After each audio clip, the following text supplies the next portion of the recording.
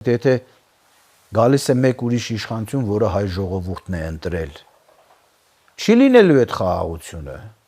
Ով ասեց, որ դրանք պատերազմի հրձիքներ են լինելու։ Մեկ այլ բան է, որ Ադրբեջանն ու Թուրքիան ասում են, պիտի լինի այն մարդը, ումը որ մենք ենք ուզում, չէ, չի լինելու ուրեմն։ Ուրեմն դա խաղաղություն չեղավ։ Մենք չենք կարող հավերժ ուրիշների թելադրանքով մեր ժողովուրդը իր կամարտահայտությունը չունենա։ Ով է պատերազմից ավելի շատ տուժվել։ Իհարկե մենք միշտ իրենք մասնակցել են որևէ պատերազմի։ Այսինքն եթե պատերազմ լինի, էլի մենք ենք, չէ, մենք ի նկատի ունեմ դաշնակցությունը,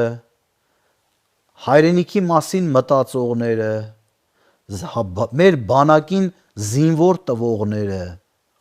բայց իրենք հայրենիքին պաշտպանությանը մասնակցել են որևէ անգամ։ Այսինքն ամենաշատ խաղաղություն, որ ուզենք, մենք պիտի ուզենք։